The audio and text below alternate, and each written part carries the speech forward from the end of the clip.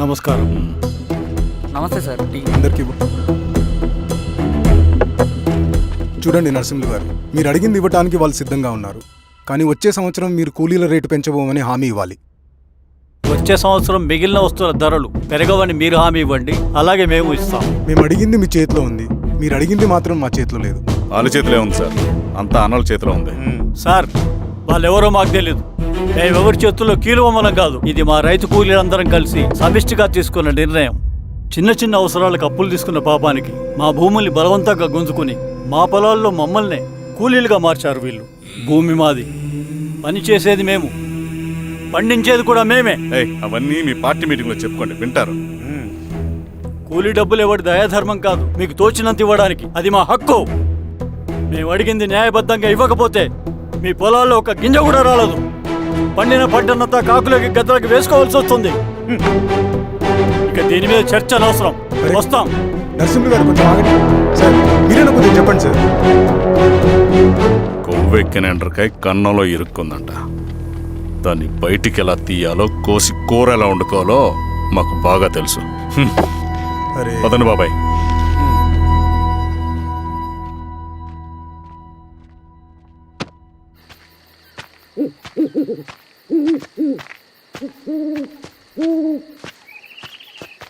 లాల్ సలాం comrade.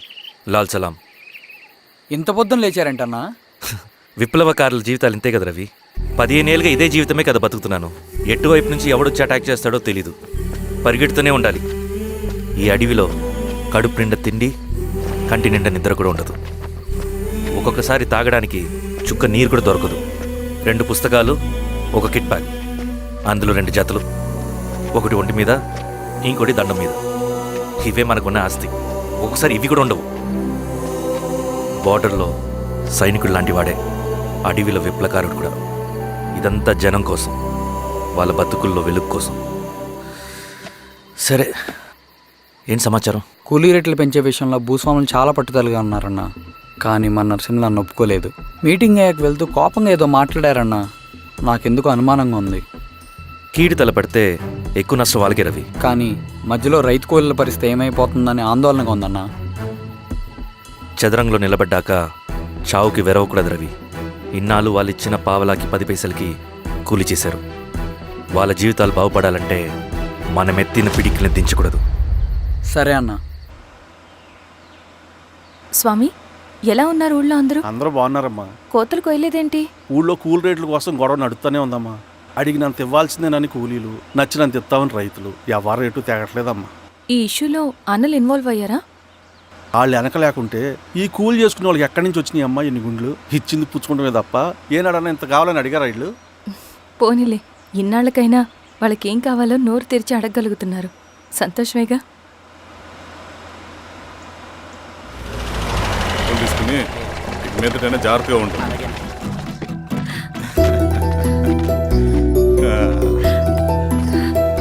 బాగున్నావమ్మా? బాగున్నానన్నయ్య, నువ్వెలా ఉన్నావు? బాగున్నాను. రా లోపలికి వెళ్దాం. రా కూర్చో. సో ప్రయాణం అంతా బాగానే జరిగింది కదా? నీ ఫేవరెట్ నెత్తిపూరి. రా వడ్డిస్తారా? ప్లేట్ తిప్పు. నాకొద్దన్నయ్య, నాకు మంచి కాఫీ తాగాలని ఉంది. అమ్మో, నీకు నచ్చినట్టు కాఫీ చేయాలంటే ఆ దేవుడి దిగి రావాలి తల్లి. ఏంటో అన్నయ్య, మంచి కాఫీ తాగకపోతే ఇక ఆ రోజంతా అదోలా ఉంటుంది నాకు. రేయ్ సామే. అర్థమైంది. శిరీష్ అమ్మకి మంచి కాఫీ కావాలి, అంతేగా. నేను వెళ్ళి పట్టుకొచ్చేస్తా. ఎక్కడికి స్వామి? మన ఊళ్ళో మెగాస్టార్ హోటల్ ఉందమ్మా, అందులో కాఫీ చాలా బాగుంటుంది. నేను వెళ్ళి పట్టుకొచ్చేస్తా. స్వామి, అమ్మా, కాఫీ అంటే అక్కడికే వెళ్ళి వేడి వేడిగా తాగాలి. నేను వస్తాను పద. అవునమ్మా, అక్కడ నేను కూడా తాగాను, చాలా బాగుంటుంది. వెళ్ళు. థ్యాంక్ యూ అన్నయ్య. ఆడుతూ పాడుతూ పని చేస్తాం.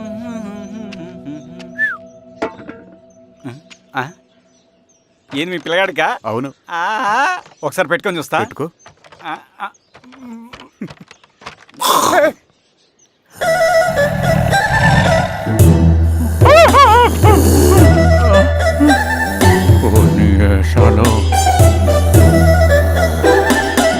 బట్టలు అంటే చూడండి, బట్టలు లేకుండా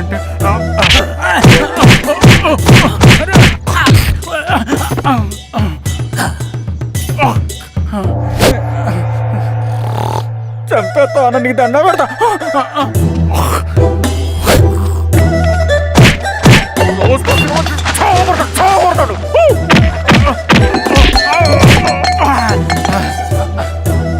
నేనన్నా బొట్టుని ఏందన్నా నన్ను చంపుతాయంది.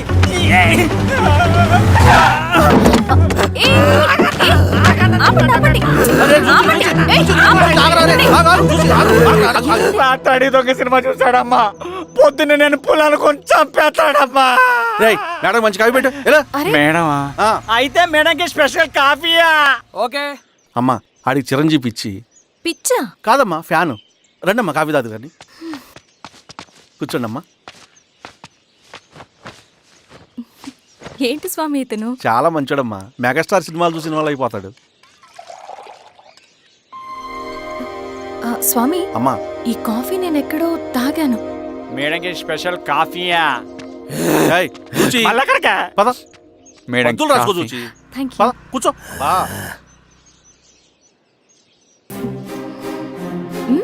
కాఫీ బాగుంది. ఎవరు చేశారు? మా రవణ పెట్టాడమ్మా. రవి? ఎవరు రమ్మను? రవణ మేడం పిలుస్తున్నారు.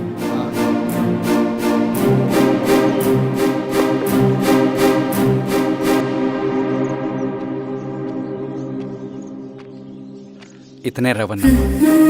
శిరీష మీరా? రవి, నువ్వేంటి ఇక్కడ? కాఫీ బాగుందా? చాలా. అది కాదు రవి, నువ్వు ఇక్కడ. ఈ హోటల్ మనోల్దే. మన ఫ్రెండ్స్ అందరు బాగున్నారా? చాలా బాగున్నారు. అవును మీరేంటి ఇక్కడ? ఏమని అన్నా అన్నా ఏమైందన్నా? అన్నా? లే అన్నా. స్వామి, త్వరగా కారుదా. జాగ్రత్త. అన్నా త్వరగా పట్టి తీయనా. అన్నా త్వరగా పోనీ. పద.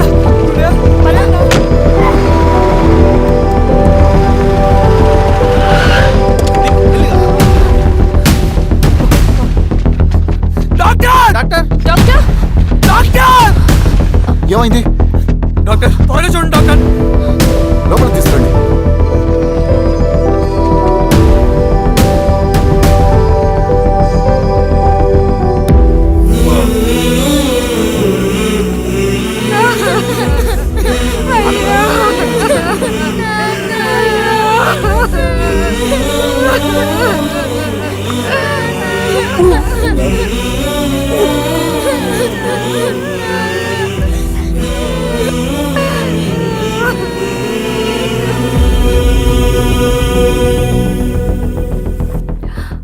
ఎలా ఉంది డాక్టర్? డాక్టర్ చనిపోయాడమ్మా.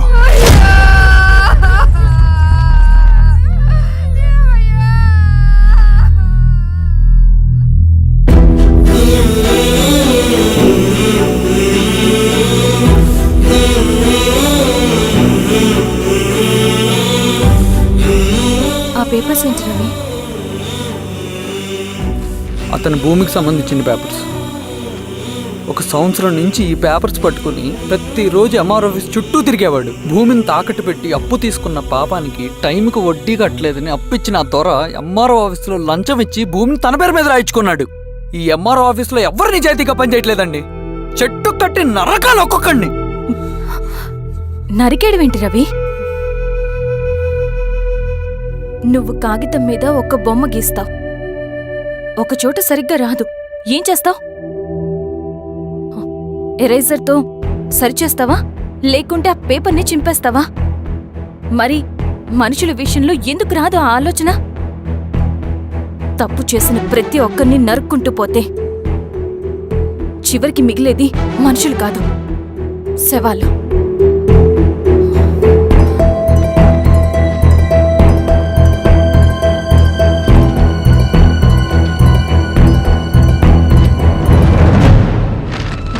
పదరవి రా.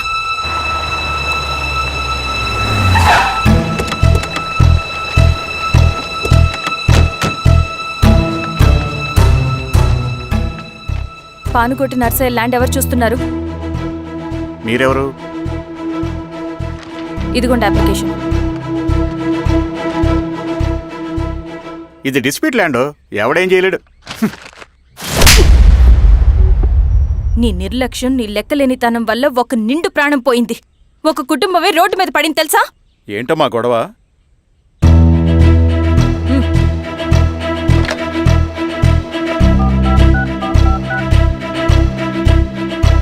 Hello sir.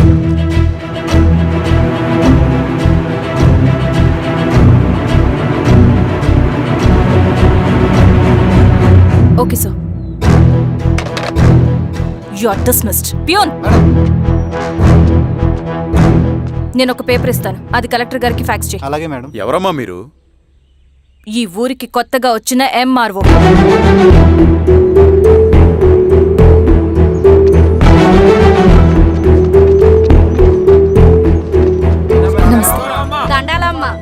మీ పరిస్థితులు నాకు తెలుసు.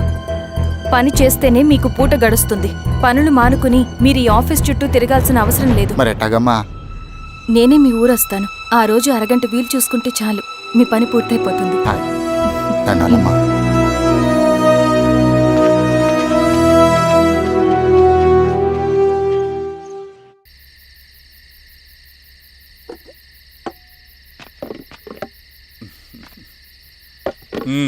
ఎంఆర్ఓ గారు, ఏంటి ఛార్జ్ తీసుకున్న మొదటి రోజే ఆఫీస్లో మీ పవర్ చూపించారట? అన్నయ్య, నువ్వు సస్పెండ్ చేసిన వ్యక్తి నా దగ్గరికి వచ్చాడమ్మా. పాపం కన్నీళ్లు పెట్టుకున్నాడు. అతడి వల్ల నష్టపోయిన ఒక వ్యక్తి నా కళ్ళ ముందు చనిపోయాడన్నయ్య. కన్నీళ్లు ఎన్నిసార్లు తుడుచుకున్నా పోతాయి, కానీ వీళ్ళ నిర్లక్ష్యంతో పేదవాళ్ల ప్రాణాలే పోతున్నాయి. అన్నయ్య, మా నూరి సమస్య పేదరికం కాదు, నక్సలిజం. నాలాంటి ప్రభుత్వ ఉద్యోగులు వాళ్ల డ్యూటీలు సక్రమంగా చేయకపోవడం వల్ల విసిగిపోయిన జనం అడవిలో వాళ్ల హెల్ప్ తీసుకుంటున్నారు. ఒక వ్యవస్థ ఇక్కడ సరిగ్గా పనిచేయనందుకే మరో వ్యవస్థ అక్కడ పుట్టింది. అందుకే నా పన్నం చేయనివ్వండి. స్నానం చేసిరండి, భోజనం చేద్దాం.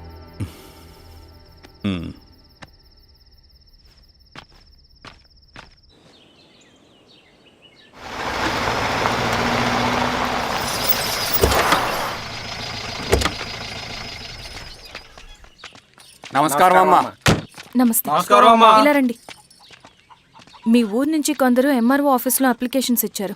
తను వాళ్ళ పేర్లు చెప్తారు, వాళ్ళని పిలవండి. అలాగే మేడం. వెళ్ళండి. Madam, coffee. నువ్వెప్పుడు వచ్చావు రవి? మీరు గంటకోసారి కాఫీ కావాలంటారు కదా, మాటి మాటికి వెళ్ళి రావడం ఎందుకని వచ్చేసా.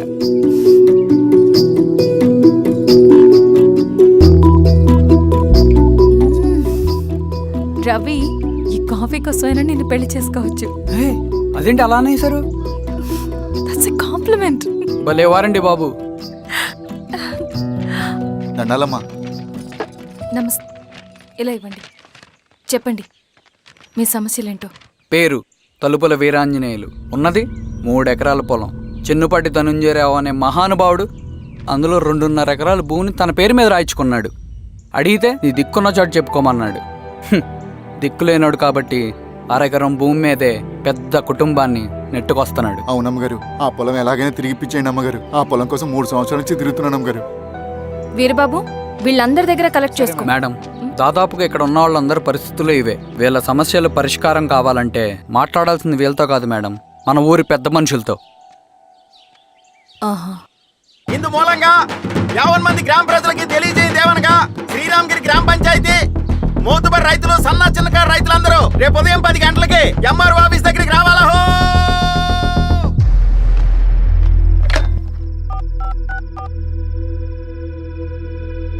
హలో, ఎవరు? నమస్తే బాబాయ్, నేను ఈశ్వర్ రెడ్డి. ఎలా ఉన్నావు? బాగున్నా. చెప్పు. బాబాయ్, శిరీష్ ఎంఆర్ ఆఫీస్లో భూ సమస్యల గురించి రేపు మీటింగ్ ఏర్పాటు చేసింది.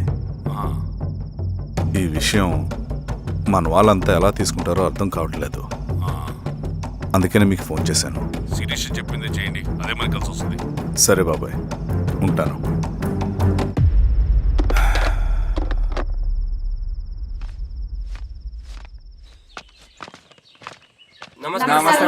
నమస్తే అమ్మా. కూర్చోండి. పొలాల్లో పండిన పంట కోతకొచ్చినా ఈ రోజుకి ఒక్క గింజ కూడా తెగకుండా పక్షులకు, పందికొక్కలకు ఆహారంగా పోతుందంటే దానికి కారణమిది. ఈ ఊరికి పట్టిన దౌర్భాగ్యం మీరు చేసిన అక్రమాల చిట్టా. కడుపు మంటతో ఉన్నవాళ్లు మీరు చెప్పిన కూలీకొచ్చి ఎందుకు పనిచేస్తారు? దౌర్జన్యాలు చేసి దిక్కున్న చోట చెప్పుకోమన్నారు. ఇప్పుడు అడవే వాళ్ళకి దిక్కైంది. అది ఎవరి తప్పు?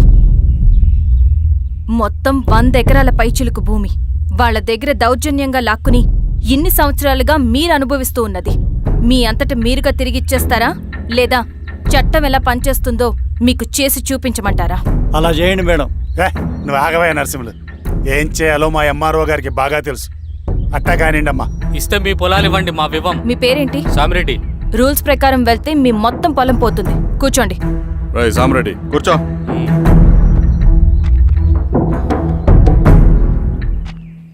ఏమ్మా సంతోషమేగా? మరీ నువ్వు అనుకున్నంత చెడ్డవాళ్ళేం కదమ్మా మనోళ్ళు.